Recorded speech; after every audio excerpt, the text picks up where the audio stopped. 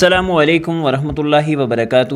عزیز طلباء و طالبات، آپ سب کا خوش آمدید ہے ہماری یوٹیوب چینل جے کے بوس فاؤنڈیشن کلاسز میں۔ پیارے بچوں، آج ہم جماعت 10ویں اردو کا سبق نمبر 4 جو کہ افسانہ ہے آسمان، پھول اور لہو، اس کا پارٹ نمبر 1 نور شاہ کی حالات زندگی اور ادبی کارنامے پر نوٹ جو ہے وہ پڑھنے جا رہے ہیں۔ اپنا سبق شروع کرنے سے پہلے آپ کو بتاتے چلیں کہ چینل پر کلاس 6 سے لے کر کلاس 10 تک کے ویڈیوز جو ہیں وہ مکمل طور پر اپلوڈ کیے جا رہے ہیں۔ پیارے بچوں، اگر آپ چینل پر نئے ہیں، چینل کو سبسکرائب کریں اور پلے لسٹ میں جا کے آپ اپنی کلاس کے اور بقیہ کلاسز کے جو بھی سارے ویڈیوز ہیں بآسانی آپ دیکھ سکتے ہیں۔ تو پیارے بچوں، بغیر وقت ضائع کیے ہم آج کا جو اپنا ٹاپک ہے نور شاہ کی حالات زندگی وہ شروع کرتے ہیں۔ نور شاہ 9 جولائی 1936 عیسوی کو ڈلگیٹ سری نگر میں پیدا ہوئے۔ بی اے کرنے کے بعد ملازمت کی اور مختلف عہدوں پر فائز رہے۔ پیارے بچوں، 9 جولائی کو یہ پیدا ہوئے 1936 کو ڈلگیٹ سری نگر میں، اور پھر ملازمت کی اور مختلف عہدوں پر فائز بھی رہے۔ نور شاہ نے اپنے ادبی زندگی کا آغاز 22 سال کی عمر میں کیا۔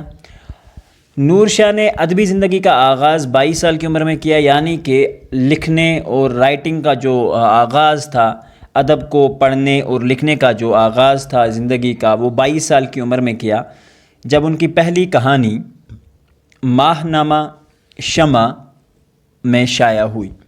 ٹھیک ہے، تو پیارے بچوں، ان کا پہلا ماہ نامہ کہتے ہیں جو منتھلی بیس پہ کوئی چیز آتی ہے، ہفتہ وار ہوتا ہے جو ویکلی بیس پہ کوئی گیجٹ آتا ہے، یا ویکلی بیس پہ کوئی بک نکلتی ہے، ہفتہ وار جسے ہم کہیں گے۔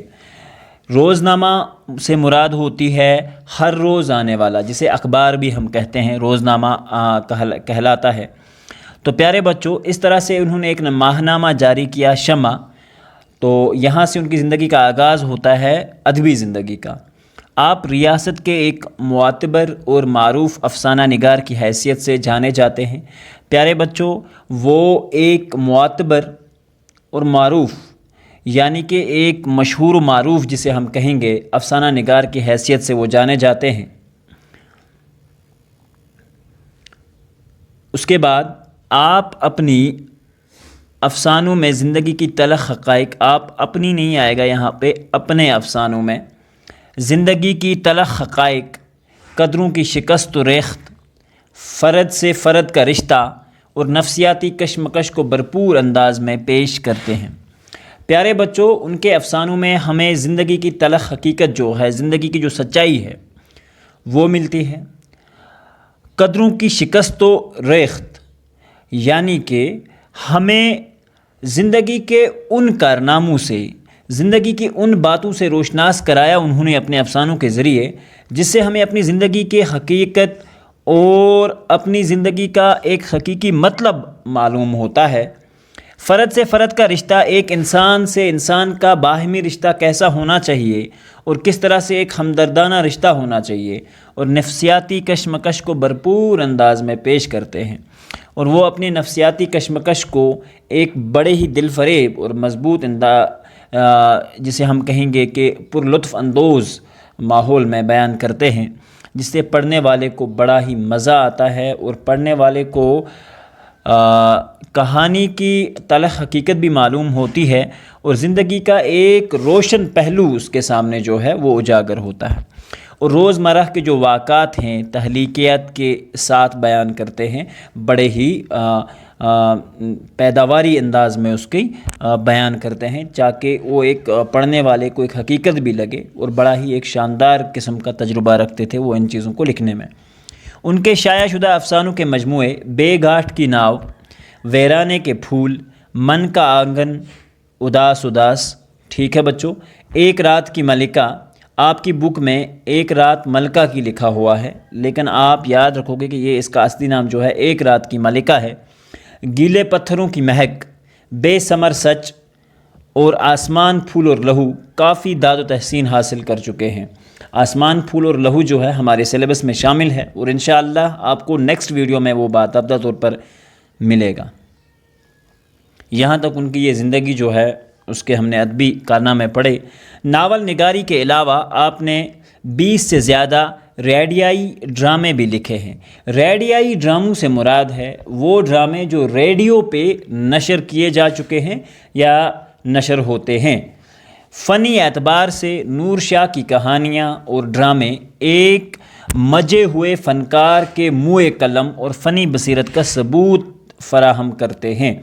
تو پیارے بچوں، اگر ہم فن کے اعتبار سے دیکھیں تو نور شاہ کے لکھے ہوئے جو ڈرامے ہیں اور جو کہانیاں ہیں وہ ایک بڑے ہی جسے ہم کہیں گے معتبر قسم کے فنکار اور ان کے قلم سے لکھے ہوئے جو وہ افسانے ہیں وہ ہمیں معلوم ہوتا ہے کہ وہ کتنے ہی ایک بہترین قسم کے فنکار تھے۔ تو ان چیزوں سے ہمیں یہ معلوم ہوتا ہے ان کا ایک محسوس ڈکشن ہے جس پر انہیں ماہرانہ قدرت حاصل ہے، ان کا اپنا ایک منفرد انداز ہے لکھنے کا اور اس پر ان کو بہت ہی زیادہ قدرت حاصل ہے۔ آپ دیکھ سکتے ہیں کہ آسمان پھول اور لہو جو ہے ایک بہت ہی ریڈنگ کے لحاظ سے بڑا ہی آسان افسانہ ہے جو ایک نارمل انسان کی سمجھ میں بھی بڑی اچھی سے آ جاتا ہے۔ آپ کہانی گڑھنے اور اس میں جمالیاتی عنصر شامل کرنے کے گر سے بخوبی واقف ہے۔ آپ کا جو طریقہ کار ہے لکھنے کا، کہانی گڑھنے کا، کہانی لکھنے کا، اس میں جو خوبصورتی کے عناصر آپ شامل کرتے ہیں اس سے آپ بخوبی واقف تھے اور آپ بڑے ہی شاندار اسلوب سے اس کو بیان بھی کرتے تھے۔ تو پیارے بچوں، یہاں پر ہمارا نوٹ ہوتا ہے مکمل۔ امید کرتے ہیں کہ آج کا ویڈیو آپ کو پسند آیا ہوگا۔ انشاءاللہ رحمان ملتے ہیں اگلے ویڈیو میں جس میں ہم ڈسکس کریں گے افسانہ آسمان پھول اور لہو۔ بنے رہیے چینل پر اور اپنے دوستوں میں شیئر کرتے رہیے۔ تب تک کے لیے اللہ حافظ و نگہبان۔